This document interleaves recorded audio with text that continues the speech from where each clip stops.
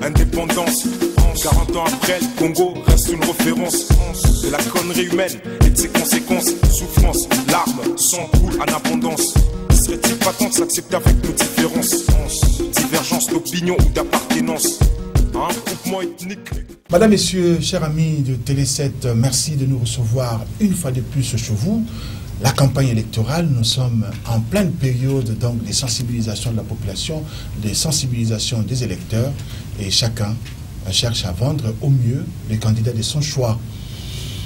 Ce soir, dans le cadre de cette campagne électorale, nous allons recevoir Madame Julie Mukendi. Madame Julie Mukendi, c'est une figure bien connue de la scène politique congolaise, même si quelque temps elle n'a pas été ici sur place avec nous, mais elle a eu à travailler avec M. Léon Kingwa-Dondo, l'ancien Premier ministre et actuellement candidat président de la République. Et Mme Julie Mukendi a travaillé avec M. Léon Kingwa-Dondo comme directeur des cabinets adjoints, et bien avant, elle a été plusieurs fois conseiller de l'ancien Premier ministre. Et comme on le sait, M. Kingwa-Dondo est revenu à la primature à plusieurs reprises. Elle est juriste de formation, elle est diplômée de l'Institut d'études politiques de Paris. C'est une mère de famille. Bonsoir Madame Julie. Bonsoir Monsieur Bakoumania. Et merci d'avoir accepté d'échanger avec nous sur les candidats Léon Kingwa-Dondo, avec qui vous avez eu à travailler. Est-ce que vous pouvez nous présenter quel type d'homme est ce gestionnaire qui est présenté comme l'homme de la rigueur? Vaste programme. Monsieur Léon Kingwa-Dondo, figure bien connue de la scène politique nationale et internationale. Donc j'ai eu à travailler avec lui durant tous ses mandats à la primature, en tant que premier commissaire d'État d'abord et ensuite en tant que Premier ministre. Dois-je vous le présenter comme chef? Beaucoup plus comme chef, parce que la nation a besoin de ce que l'on présente comme l'homme de la rigueur. Cette rigueur, la nation en a besoin. Léon Kingwa-Dondo est avant tout un homme politique, un leader charismatique, c'est un démocrate, c'est un chef très rigoureux, un chef exigeant, c'est un homme d'État. En fait, je crois que sa plus grande qualité, c'est celle d'homme d'État, avec tout ce que cette expression comprend. Nous n'avons pas beaucoup d'hommes d'État au Congo. Je suis désolé de le constater et de le dire, mais nous en avons au moins un qui est M. Léon Kingwa-Dondo. Et lorsque vous insistez sur le fait que Léon Kingwa-Dondo est un homme d'État, est-ce à dire que Léon Kingwa-Dondo, c'est un homme qui respecte les rendez-vous, c'est un homme qui aime le protocole, qui aime l'apparat? Non, non. C'est pas tellement un problème d'apparat. C'est un homme qui est très rigoureux. Vous parlez de l'homme de la rigueur. Cette rigueur, quand on en parle, on voit surtout l'aspect dans la gestion et tout ça, mais je pense qu'elle s'applique d'abord à lui en tant qu'individu, en tant que personne. C'est une personne très disciplinée. Monsieur Kingwa-Dondo arrive à l'heure au rendez-vous. Ce n'est pas le style de ministre ou Premier ministre qui vous donne rendez-vous à 9 h et qui arrive au bureau à 11 h. Non, ça ce n'est pas Kingo. Qui se fait désirer en fait. Oui, ce n'est pas Kingo, oui. C'est quelqu'un qui respecte l'heure, donc quelqu'un qui connaît la valeur du travail et la valeur du temps. Parce que lorsqu'on maîtrise le temps, je crois qu'on a déjà fait une bonne longueur d'avance. C'est la politesse c'est la politesse des rois, la ponctualité, effectivement. C'est un homme qui est ponctuel, c'est un homme qui travaille, il est travailleur.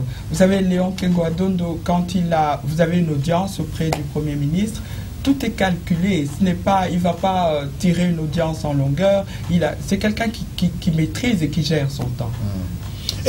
Le temps ici au Congo, c'est souvent élastique. Alors, qu'est-ce qui a fait qu'on lui colle cette épithète de l'homme de la rigueur? Parce que dans l'opinion, ça a une connotation quelque peu péjorative. Ça a une connotation péjorative parce qu'on a voulu donner à cette rigueur une connotation négative. dans la mesure où, à un moment donné, on a parlé de la rigueur qui ne se mangeait pas. Mais lorsqu'on remonte... Et là, c'est le président Mobutu en personne qui l'a déclaré. Bien sûr, le président Mobutu... ne mange pas la rigueur. Absolument, le président Mobutu, lisant des discours qui avaient été écrits par d'autres pour lui. Donc, vous savez, les discours, ils ont une orientation. Et là, on voulait juste casser Kengo. Donc, on a saqué la rigueur. Mais la rigueur qui, à l'époque où M. Kengo l'avait appliquée, c'était pour redresser une situation. On allait à la dérive. Le pays allait à la dérive. Mais madame, on est resté à la dérive. Non. Jusqu'à un certain... Absolument, on est resté à la dérive parce que nous n'avons pas pu nous accrocher et continuer ce programme jusqu'à la fin pour en tirer les bénéfices. Le Ghana qui avait commencé en même temps que nous, mais qui lui a eu les dirigeants qu'il fallait pour maintenir le cap et tenir bon malgré... les déboires et les difficultés et tout ça, le Ghana aujourd'hui est donné en exemple. Le Ghana aujourd'hui est le seul pays africain où Barack Obama, président des États-Unis, se rend en visite en nous disant que c'est le seul pays africain, ou presque, où il y a un genre de bonne gouvernance. Bon. Donc, cette fameuse rigueur, si nous étions restés en programme avec le fonds, parce qu'effectivement, c'était dur. Mais vous savez, moi, chaque fois que je pense à cette période, je me dis ceci. Le Zaïre était comme un malade, un grand malade. Les gens qui étaient au chevet du malade Zaïre ont pensé que pour soigner le Zaïre, à l'époque, il fallait une certaine thérapie. C'est ainsi que nous avons conclu... Une thérapie de choc. Une thérapie de choc. C'est ainsi qu'on a conclu ce programme avec le justement fonds. Structurel. Voilà. Mais vous savez que beaucoup de médicaments, bien que soignant le malade, peuvent avoir des effets secondaires. Bon, quand on constate qu'un médicament a des effets secondaires, qu'est-ce qu'on fait? On essaye de corriger les effets secondaires. On ne va pas, si le médicament est bon, juste le retirer de la circulation. Et c'est ce qui s'est passé malheureusement pour nous. Le package, le programme avec le Fonds monétaire et la Banque mondiale était bon. Il était en train d'aider le Zaïre de l'époque, le Congo actuel, à re-rentrer, si je puis dire, dans le droit chemin. On a constaté des effets secondaires qui ont été corrigés. On a mis tout en œuvre pour les corriger avec un programme d'assistance aux secteurs sociaux. Donc, je ne vois pas pourquoi... Le pass. Le pass, exact. Je ne vois pas pourquoi on a juste interrompu. On aurait pu s'accrocher, souffrir le temps qu'on a souffert, et après cela, en tirer les bénéfices, d'autant plus que la Banque mondiale, juste à la fin, vers la fin du premier mandat Kengo, est arrivée avec une enveloppe de, je crois, 3 milliards de dollars qu'elle aurait aimé injecter au Congo, juste pour nous encourager à continuer et nous aider à supporter un peu plus, un peu mieux les difficultés que nous connaissions avec le programme. Mais qu'est-ce qui s'est passé à ce moment-là? Le chef de l'État de l'époque, le maréchal Mobutu, et le comité central sans doute, ont trouvé bon de s'ingérer de nouveau dans l'économie, prenant des décisions de manière péremptoire, par exemple contrôle du taux de change, ou bien ils décrétaient un taux de change qui ne reflétait pas la réalité. Résultat des courses, tout a été à refaire en quelque sorte. Et la Banque mondiale s'est retirée avec ces 3 milliards de dollars, et à la fin du mois d'octobre, M. Kengo a été remercié. On ne mange pas la rigueur, mais...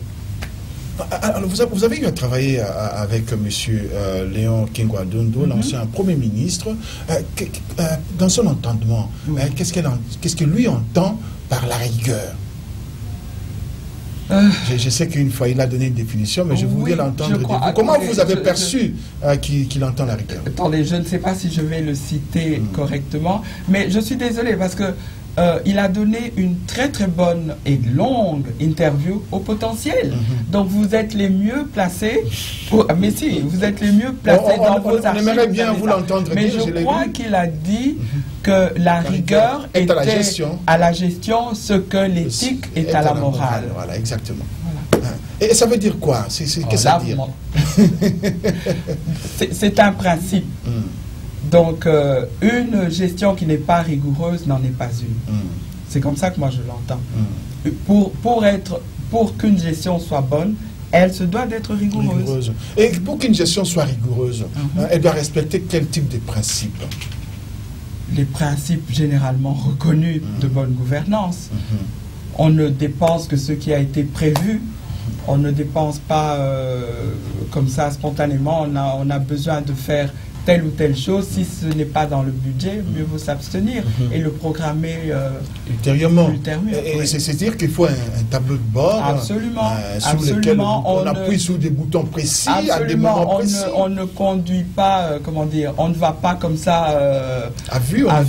On ne navigue pas à vue. Il faut un tableau de bord, comme vous le dites si bien, un budget qu'on respecte et qui doit être équilibré. Mais à l'époque, ce n'était pas le cas. Non, mais Kengo a tout fait pour que ça soit le cas, mais on ne l'a pas laissé faire. Il commençait chaque fois le travail, parce que si vous avez remarqué, chaque fois qu'il est venu aux affaires, c'était à des moments de grande turbulence. Oui. Alors, lorsqu'il arrivait, il commençait le travail, il assainissait la situation, et dès que les choses commençaient à aller, hop, le président Mobutu le remerciait. Donc, il faisait le sale boulot, entre guillemets, parce que pour assainir, il faut prendre des décisions qui font mal, des décisions antisociales. On peut appeler ça antisocial, mais c'est antisocial. Vous savez, peut-être que là, à ce point précis, ça peut apparaître comme antisocial quand on remercie quelqu'un, quand on licencie, mais au bout du parcours, quand la situation économique en général est meilleure, ça veut dire qu'il y aura des créations d'emplois et tout ça, et ça va faire redémarrer l'économie. Parce que bon, on a licencié, vous savez, quand vous licenciez comme ça, quand vous prenez ce genre de décision, vous créez des ennemis partout. Ceux qui perdent leur travail d'abord, mais aussi ceux qui restent, parce que ceux qui restent dans la sécurité. Ils ne savent pas quand est-ce que leur tour viendra. Donc, par conséquent, les gens étant dans l'insécurité, les gens doutant de l'avenir, ressentant cette peur de l'avenir, du lendemain, on ne sait pas de quoi le lendemain sera fait. Bon, et dans toutes ces choses-là, il faut un responsable. Il faut un responsable. Alors, on pointe du doigt la personne qui est en charge, mais qui, dans le cas de M. Kengo, était la personne qui essayait de remettre un peu d'ordre dans la maison. En quelque sorte, vous trouvez qu'il était plutôt désigné comme le bouc émissaire? C'était un bouc émissaire, parce que vous savez, le maréchal Mobutu ne pouvait pas accepter l'impopularité de ces mesures-là. Donc les mesures, de toute façon, c'était le gouvernement, donc on a jeté l'opprobre sur le gouvernement, mais il aurait suffi d'expliquer. Vous savez, quand je vois aujourd'hui ce que la population congolaise a supporté depuis 14 ans, depuis même avant cela, cette population, elle est tellement forte, elle est tellement courageuse. Moi, je suis sûr qu'elle aurait supporté toutes les mesures difficiles, dures. Absolument, absolument. Encore aurait-il fallu lui expliquer le bien fondé de toutes ces choses. Mais madame, c'est ce qui fait que dans l'opinion aujourd'hui, Léon Kengo-Adondo est candidat président de la République, c'est son droit, mais dans l'opinion, Léon Kengo-Adondo passe pour un homme antisocial. Les parents, nous on a grandi dans cet environnement où on devait payer les études des enfants, et cela est imputé à Léon Kengo-Adondo à tort. Non, c'est pas... Vous savez, payer les études des enfants, ce n'est pas mauvais si on sait qu'en payant, l'enfant recevra une meilleure éducation. Absolument. Oui. Parce que quand on regarde la situation générale du pays, à quoi servirait-il, par exemple, d'aller à l'école gratuitement sans en tirer le minimum qu'on attend d'une bonne école? Si le fait pour les parents de verser quelque chose à l'école, de payer un petit frais de scolarité, permet d'avoir de meilleurs salaires pour des professeurs qui, par conséquent, seront mieux à même de communiquer, de transmettre aux enfants le savoir qui est le leur, pourquoi pas? C'est comme ça que moi, parent, je le conçois. Je suis mère de 4 enfants et je peux vous dire qu'aujourd'hui, si je soutiens, si je supporte la candidature de Kengo-Adondo, c'est surtout parce que j'ai des enfants et que je pense que pour mes enfants, je voudrais un Congo dirigé par Kengo, un Congo qui peut permettre aux enfants de rêver, comme rêvent tous les enfants du monde, et un jour peut-être, non pas peut-être, un jour de pouvoir réaliser ces rêves. Et je ne vois pas quelqu'un d'autre aujourd'hui remettre ce Congo sur les rails afin que plus tard sur le parcours, les enfants puissent terminer leurs études, obtenir un travail et tout. Parce que c'est bien beau d'aller dans des écoles à rabais qui sont peut-être gratuites, mais à rabais, vous avez un diplôme qui ne vous permet pas de trouver un travail. Lorsque vous en sortez, à quoi cela sert? À quoi cela sert? Une formation qui n'en vaut pas la peine. Qui n'en vaut pas la peine. Aujourd'hui, non seulement que les parents payent, mais la formation est... c'est que vous le savez. C'est pour ça que je vous demande de transmettre la bonne nouvelle et juste de faire comprendre aux gens qu'il y a quand même dans tout ce paysage qui est assez lugubre, il y a une personne, une personnalité qui est en mesure de nous faire rêver à nouveau. Votez M. Kengo Adondo, vous serez satisfait. Quelle est sa force? Quel est son secret?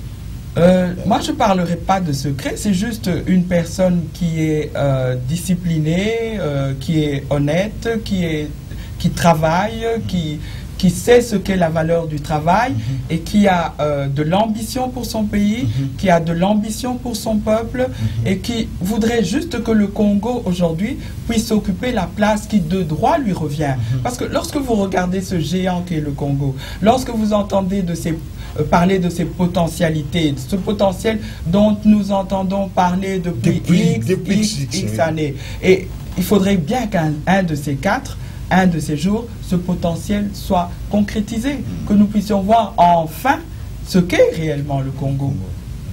Et Kengo Adondo en a les capacités. Absolument. Mais alors il ne suffit pas d'en avoir les capacités, d'en avoir les ambitions, mais il faut également en avoir les compétences. Léon Kengo Adondo a des diplômes qu'il faut, mais est-ce que les diplômes à eux seuls suffisent pour que une personne puisse réaliser les ambitions d'un pays à la dimension de la démocratie?